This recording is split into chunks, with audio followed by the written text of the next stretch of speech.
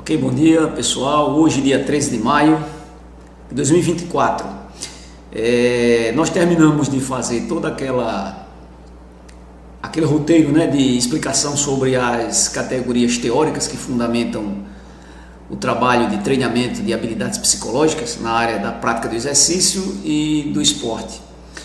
E estamos acrescentando mais algumas coisas. Eu já fiz vídeo também com relação a toda a sequência do treinamento de habilidade psicológica, dizendo quais são as fases. E estamos agora numa parte, isso tudo aqui é uma que a gente chama de psicoeducação, né?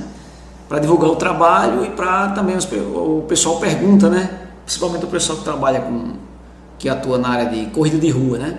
Eu já fiz alguns treinamentos com alguns grupos assim específicos e também pessoas individualmente que eu acompanho. Então eu estou fazendo essa apanhada aqui, passando aqui para vocês nesses vídeos. Vocês podem verem lá no YouTube. Meu nome é Sail Silva, psicólogo do esporte, formação em psicologia, mestre e doutor em educação. Também a gente transita muito nessa área do esporte, gosto da prática do esporte e de pesquisar. Eu sou um pesquisador nessa área, da parte psicológica, na parte da mente, da questão psíquica, da prática desportiva, mas também da aprendizagem. Então hoje a gente está falando para vocês aqui, vou trazer aqui, e acredito que o pessoal já deve ter ouvido falar, que me perguntaram semana passada, qual é a participação do que a gente chama de funções psicológicas superiores ou funções executivas da mente, entendeu?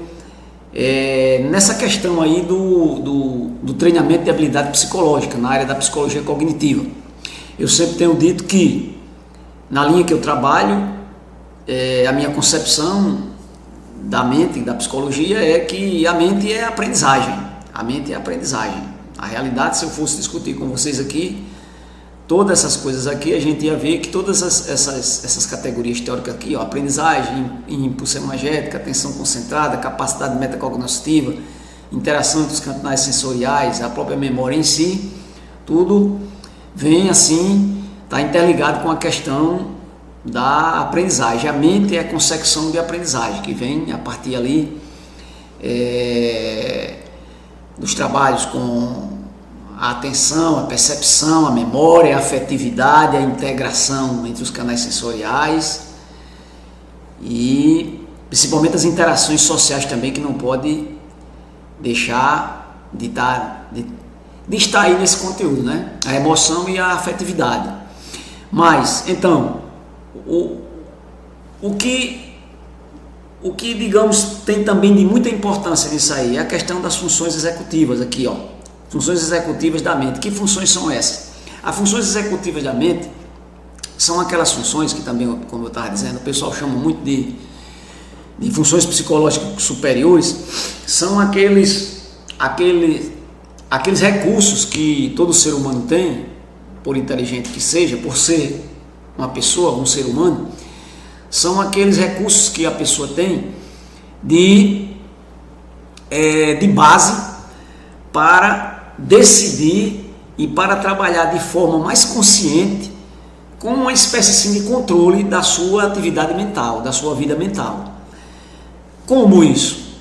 Assim, digamos que quando eu falo consciente, é a questão do real, é a questão do aqui e agora para resolver as coisas. Então, por exemplo, a pessoa precisa tomar decisão, a pessoa precisa se conscientizar de determinadas coisas, a pessoa precisa planejar, nós precisamos organizar para que outros conteúdos da nossa mente, ela funcione.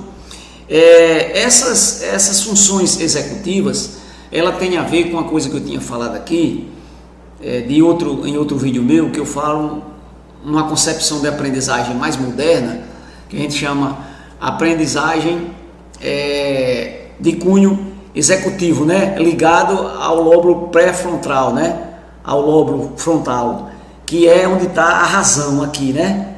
Na frente, que dialoga e tenta se equilibrar bastante, controlando e recebendo impulso do cérebro emocional, que é o sistema límbico, onde a principal estrutura é a amígdala cerebral e o hipotálamo, depois o hipocampo, com relação das memórias. Eu já tinha falado aqui para vocês. Então, por exemplo, As funções executivas, elas são as funções que ainda bem que nós seres humanos temos, né, e as desenvolvemos desde pequeno, a partir, digamos, de 3 a 6 anos de idade, a criança tem um boom, tem um plus bastante inicial nessa questão das funções executivas, porque faz parte do controle, da forma de pensar, de organizar as coisas, de se ater para evoluir em outros fundamentos da psique humana. Então, essas funções executivas da mente, elas se dividem em fundamentais. À medida que eu vou explicando aqui, vai clareando melhor para vocês. Elas se dividem em funções fundamentais e funções complexas. Quais são as funções fundamentais, ou seja, as funções executivas fundamentais? Vocês vão ver pela explicação porque ela é fundamental. Então, por exemplo, a memória. Mas a memória é memória de trabalho. Existem outras memórias, por exemplo, que eu falei para vocês em outros vídeos, a memória de longa duração. Então, a memória de trabalho é uma memória diferente da memória de longa duração. Ela é uma memória mais curta, ela vem depois da memória sensorial. Então, o que é essa memória de trabalho? Essa memória de trabalho é para você garantir que você consiga evoluir no seu pensamento, no seu processo de pensamento. Na realidade, a psicologia cognitiva é processo de pensamento, que se desdobra em aprendizagem. Então, precisa dessa função executiva importante chamada memória de trabalho, porque assim, essa memória de trabalho é a memória de curta duração, mas ela é altamente importante. Vamos dizer, eu estou aqui na minha sala, em uma da minha salas, fazendo esse vídeo aqui para vocês, e na hora que eu estava organizando aqui para fazer essa transmissão, fazer essa gravação, eu estava organizando várias coisas. Eu peguei meu celular, coloquei aqui de lado, peguei uma carteira minha, coloquei aqui, deixei o celular em modo silencioso, vi aqui a questão do ar-condicionado, avisei lá embaixo que, por gentileza, não me incomodasse, que eu estou falando, né? Estou fazendo um trabalho. Então, veja bem, aí são 4 ou 5 coisas que eu falei agora. Então, essa sequência que eu disse, ela tem que estar na minha memória de trabalho, porque ela faz parte do processo que eu estou fazendo aqui. Vamos dizer que eu tinha decidido que eu ia desligar o celular, mas me ative numa coisa aqui, fui olhar um livro, fui prestar atenção a uma coisa lá fora, que tem uma janela, eu estava olhando, e esqueci de desligar o celular. O que aconteceu? Essa minha memória de trabalho, ela não funcionou. Então, a memória de trabalho são aquelas pequenas coisas que você faz e você grava na sua memória para sustentar algo maior que você vai fazer. E aqui eu digo, como eu sempre aviso, essa memória de trabalho, ela está a nível de todo o campo sensório, de todos os canais sensoriais, não só visual, mas auditiva, ok? Sinestésica, gustativa, o que for. Agora, claro, as mais evidenciadas, né? As mais assim, de pronto que a gente vê, que a gente sente, é o visual e o auditivo. Então, a memória de trabalho são aquelas memórias que você tem que se sustentar para avançar num processo maior do que você está fazendo. Numa questão ligada ao esporte e à prática do exercício físico. Porque é importante, na prática do exercício físico, o atleta ou o praticante de determinado exercício físico, de determinada modalidade desportiva, ele precisa ter a memória de trabalho. Ele precisa ter a memória de trabalho para ele se organizar nos treinos, para ele se organizar nas competições, para ele colocar em desenvolvimento uma planilha, uma sequência de treinamento. Porque se ele não tiver memória de trabalho, ele vai fazendo determinadas coisas e ele tem que voltar porque ele se esqueceu, ele não está priorizando, né? E às vezes a pessoa esquece porque não está priorizando mesmo. Digamos aqui um corredor de rua, né? Então ele no final de semana, hoje é uma segunda-feira, no final de semana, sábado, ele decidiu, olha, terça-feira eu vou fazer percurso tal, eu vou sair lá da minha casa, eu tenho lá o meu primeiro ponto de referência é a 1 quilômetro, é perto de um supermercado, é lá perto de uma loja de pneus de carro e tal. Ele anotou isso aí. Mas Mas digamos, por esse ser um percurso novo, ele não deixou isso na memória de trabalho na hora que ele estava planejando. Aí ele passou ali uns 10 minutos, uns 15 minutos, quando ele foi fechar o roteiro que ele ia fazer, o percurso, né, ele se esqueceu, né, de anotar e teve que voltar atrás. Então a memória de trabalho, ela vai com relação a tudo. Outra questão, memória de trabalho com relação ao esporte. O cidadão está numa academia, um rapaz, uma moça, um homem, uma mulher que está na academia e esqueceu o cartão dele de sequência lá que o personal, o professor passou para ele. Aí ele diz, não, eu sei de cor, né? Mas ele não tinha feito, ele não tinha decorado. Ou então o professor disse, rapaz, o seu cartão não está aí, eu coloquei, esqueci, deixei num departamento ali, mas a sequência é essa. Faça essa estação, faça aquela, faça aquele outro, faça o BISP, depois você passe para a máquina tal, aí ele está certo. Na hora que o professor disse isso, alguém tirou a atenção dele, ou ele falou, ou atendeu um telefone, memória de trabalho, esqueceu. Então veja bem, a memória de trabalho tem a ver também com a prioridade. Se você prioriza ou dentro da sua necessidade, é mais difícil que você esqueça, entendeu? É por isso que eu sempre faço essa pergunta quando eu vou trabalhar alguém, acompanhar alguém em alguma demanda, né, esportiva ou da aprendizagem principalmente. Aí eu aplico logo aquela técnica que é a questão de resolução de caso crítico. Eu vou saber da pessoa se aquilo que ela trouxe para mim realmente é um problema que ela pretende resolver. Aí a partir dali é que a gente parte para desenvolver o trabalho. Então vamos aqui, memória de trabalho. O segundo, controle inibitório. Olha aí, controle inibitório. O controle inibitório é uma função executiva. Por quê? É uma função executiva. Ela é uma função executiva porque você decide a não interromper ou não mudar o ritmo daquilo que você estava fazendo. É você ter a convicção do que você está procedendo. Então isso aí é uma função executiva da mente. Eu acabei de dizer agora, você precisa se definir do que você quer. Então, uma das funções executivas fundamentais é você, para dar prosseguimento às suas coisas, para ir aos finalmente, para atingir a sua meta, você tem que ter muito desenvolvido, muito assim, firme e trabalhado, treinado, essa questão do controle inibitório. Mais uma vez, no esporte e na prática da atividade física. Vamos voltar aqui ao roteiro de treinamento que uma pessoa que foi fazer numa corrida ou numa natação, águas abertas. Olha, quinta-feira, sábado ou sexta-feira, eu vou lá para a praia de Ponta Negra, eu vou entrar a boia 1, vou até a boia 1, depois vou a boia Wilson. Isso aqui é um percurso que tem lá. Eu vou até a boia Wilson, pego a esquerda, depois eu vou até Dubai. Dubai é uma plataformazinha que tem lá. Pronto, ele desenhou isso aí. Aí quando chega na sexta-feira de manhã, tá tudo organizado do jeito que ele tinha feito. O clima não mudou, dá para entrar no mar, ele vai acompanhado e tal, tá com flutuador. Aí quando chega lá, ele diz: não, eu não vou mais não, eu vou agora pegar aqui para a esquerda, eu vou para a boia 2.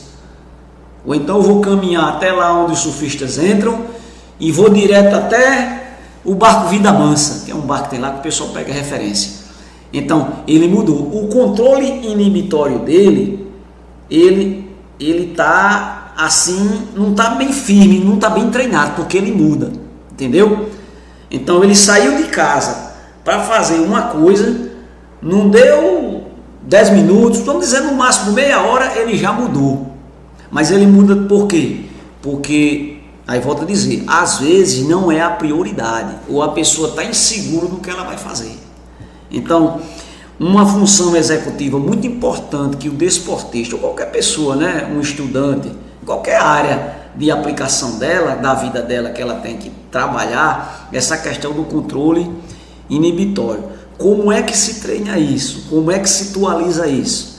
Se atualiza isso em determinados exercícios, é na própria terapia que a pessoa for fazer, ela ser ouvida, um profissional ouvir os argumentos dela, ou seja, ela explicar aquele porquê daquelas decisões, e se ir trabalhando a autonomia dela para ela decidir com mais firmeza, para ela não, assim, pseudo-decidir ou semi-decidir, sempre em uma suposta decisão que ela está fazendo, ela sempre está com o pé atrás. Então isso aí é a questão de autossegurança, né? De autodomínio, de autoafirmação. Então isso aí só vem com o trabalho e também com a maturidade, ok? Todas as pessoas, elas vão sempre nas escolhas que elas vão fazer, elas sempre têm esses embates. Ninguém é perfeito, né? E a pessoa vai evoluindo assim. Então o controle inibitório é a segunda função executiva da mente. A terceira função executiva da mente é a flexibilidade cognitiva. Está vendo essa figurinha aqui, essa moça? Flexibilidade cognitiva. O que é a flexibilidade cognitiva? É uma coisa que dialoga com o controle inibitório. Pode ser até parecido, mas é o contrário. Por quê? Na flexibilidade cognitiva, o cidadão saiu para fazer esse trajeto que eu disse dessa natação em águas abertas. Aí quando chegou lá, ele entrou boia, ele vai boia 1, ele entra, aí vai até a boia 1, depois até boia Wilson e depois Dubai. Dá um desenhozinho assim, segue reto, direita, reto e depois sai, né? Dá quase um Z. Então veja bem, aí quando chega lá o clima não mudou, já tem gente que vai com ele acertou. Aí quando chegou lá o mar estava diferente, o clima estava diferente, as condições não estavam boas.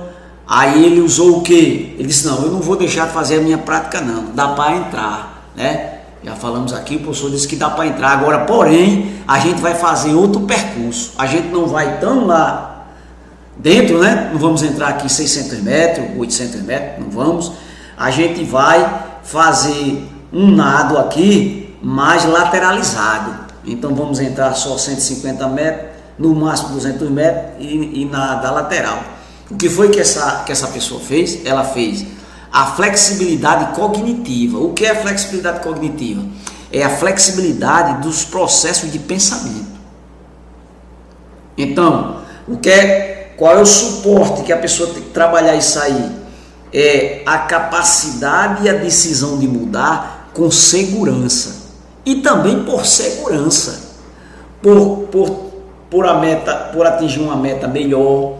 Então, por exemplo, um técnico de futebol. O técnico de futebol preparou o time para uma partida importante a ser depois de amanhã, quarta-feira.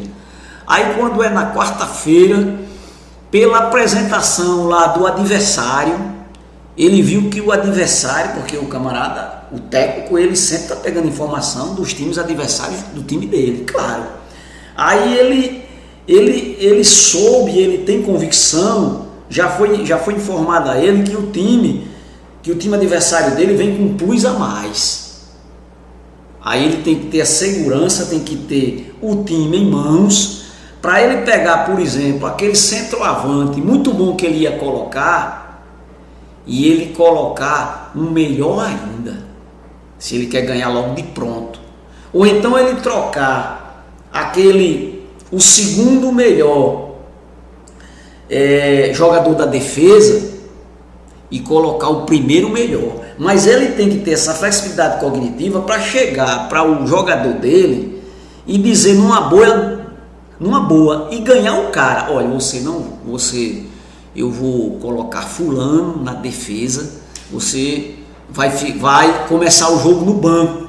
Vou colocar fulano que está com um plus a mais de experiência e já conhece aquele tempo que ele veio diferente, ele está vindo diferente. Então isso aí é uma flexibilidade cognitiva do técnico. E o jogador também tem que ter a flexibilidade cognitiva.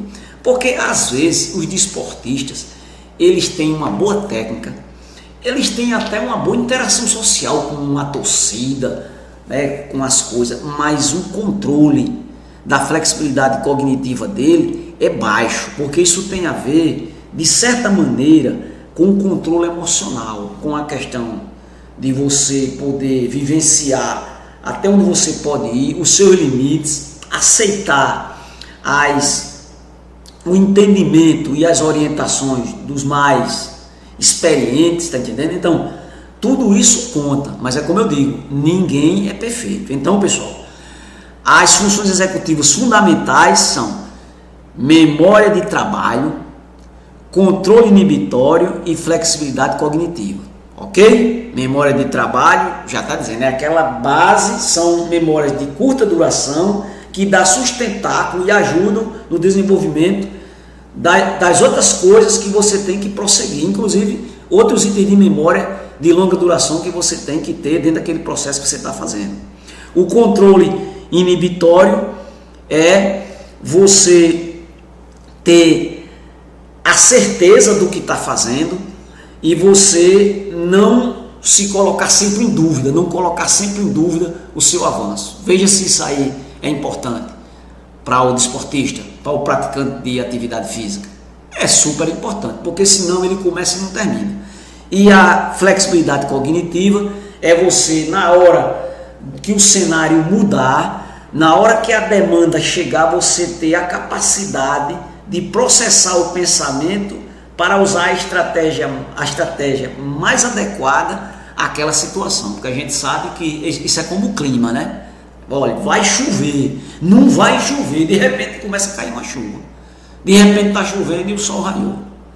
Então, por isso que elas são fundamentais, porque elas dão sustentação às outras funções altamente importantes que é psicológica para o funcionamento mais adequado e mais salutar da mente. E nós temos as funções executivas complexas. São complexas porque elas são às vezes até mais demoradas, mas denotam mais tempo para elas avançarem. Mas elas dependem dessas fundamentais que eu falei agora. A primeira aqui, planejamento. Planejamento por si só não precisa nem de muita explicação. Você já pensou, se a pessoa não se planeja, nem o mínimo para o que ela vai fazer, para ela se adaptar? Então, o desportista, o praticante do exercício físico, ele tem que planejar. Mas ele vai ter tanto melhor planejamento, quanto mais desenvolvido forem essas funções executivas fundamentais. Tudo isso aqui são treináveis. Todas essas funções executivas aqui, elas fazem parte do treinamento de habilidade psicológica quando se vai fazer esse treinamento, ok? Tomada de decisão. Olha aqui a tomada de decisão aqui na área da flexibilidade cognitiva. Entendeu? Tá ligado aqui, ó, tomada de decisão. É você tomar a decisão e partir animado para resolver. Então, um jogador um praticante de MMA, de luta, né? Ele é um desafiante. Ele é um desafiante. Aí ele tá lá para conseguir avançar, tomar o título, né? Almejar o título do adversário dele. E lá na plateia assistindo tem o cara que está na sequência, depois dele seria o próximo desafiante se ele perder para o campeão. Aí já está lá provocando ele. Ele tem... É por isso que quase tudo depende do controle emocional, né? Ele tem que ali tomar a decisão que ele foi para ali lutar com o adversário da vez, com o campeão que ele desafiou. Ele não pode estar olhando lá para o cara que no ranking, né, tá depois dele, mas já está provocando ele para ele perder e ele ir lá e buscar o que está sentado e conseguir buscar o título com o campeão. Então, a tomada de decisão, ela está diretamente ligada com esses aspectos aqui fundamentais, ó, com as funções executivas fundamentais, mas principalmente também com o controle inibitório, para ele não mudar o rumo dele, certo? E a questão do controle emocional. Resolução de problema. Resolução de problema está ligada àquela questão que eu sempre falo. Você só pode resolver um problema se aquilo que você quer resolver é algo que tem que mudar.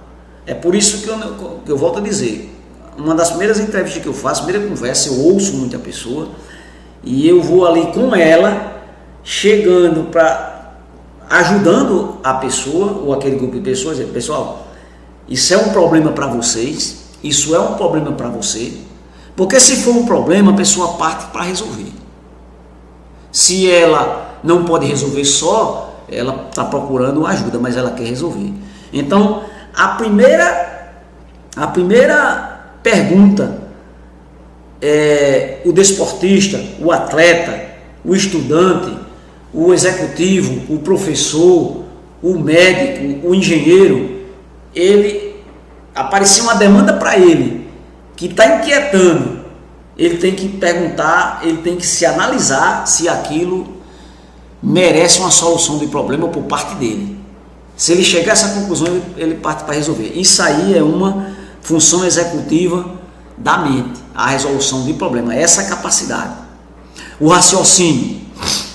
O raciocínio basicamente está ligado à resolução de problema, mas mais ligado àquela questão do raciocínio indutivo e do raciocínio dedutivo, ok? É mais essa questão da lógica, mas você partindo do individual para chegar a uma conclusão do coletivo, ou partindo do coletivo para chegar a uma conclusão pelo individual. Então isso aí é raciocínio. O raciocínio é uma capacidade, é uma capacidade humana, altamente importante. Todos nós raciocinamos. Eu sempre digo isso aqui porque a gente fala muito em raciocínio lógico e tal, e a gente às vezes pensa que o raciocínio é só matemático. Mas dentro dessa questão do raciocínio lógico existem muitas derivações e você trabalha isso com exercício, né? Jogo de palavras cruzadas, esses jogos mais educativos que antes do boom, né, do avanço exagerado dos jogos online existiam, mas o jogo online também patrocina isso, também ajuda nessa parte, né? Então o raciocínio é altamente importante, lembrando o dedutivo e o indutivo. E a questão da organização. Essa parece até que não é uma coisa muito importante, mas é. A organização é uma função executiva da mente, porque a organização vai mostrar o seu comprometimento com aquilo que você está fazendo. Então, a pessoa vai amanhã, ou hoje à noite, para fazer uma caminhada, né? Com os colegas, né? Condomínio, vamos dizer, onde ele mora, escolheu lá um professor de corrida, né? E um personal, e o cara está se organizando. Hoje à noite é uma conversa inicial para preencher uma ficha, a pessoa dizer se tem algum problema, alguma coisa, fazer perguntas. Então ele organizou a roupa que ele vai, o tênis, não é para chegar lá de paletó não, é para ir assim já, né? Fosse fazer alguma coisa, né? Tal. Hoje à noite, 6 horas da noite. Aí essa mensagem ela tá desde sexta-feira. Aí até uma hora dessa o cidadão não tem nem um tênis para correr, ainda tá vendo, mas tem, agora que eu me lembrei, tem um coffee break que eu tenho que ir, tem uma pizza, casa bem, né? Então, aí a gente retorna naquela questão do querer. Será que a pessoa quer? Então a organização está ligada, nesse caso aí e muitos outros, né? Com o que você decidiu fazer, com o que para você é problema ou não, né? Se não for, melhor ainda, com a sua questão ligada a como você decide, Se você muda muito, olha o controle inibitório aqui, ó. Olha o controle inibitório aqui, já sendo ressaltado, né? Com sua flexibilidade cognitiva, você faz ela com autonomia e tal. Como é essa questão da sua memória de trabalho, se você investe nela e assim por diante. Pessoal, me alonguei muito, mas essa questão das funções executivas, elas são altamente importantes porque elas são a base para você conseguir fazer a manutenção do despertar, do crescimento psíquico, não em qualquer pessoa que for fazer o treinamento de habilidade psicológica, para qualquer coisa, não só para o exercício e para a atividade física. Por que isso tudo? Porque está na base das aprendizagens, está na base do desenvolvimento da psique humana, ok? Por aqui termino, valeu, um abraço.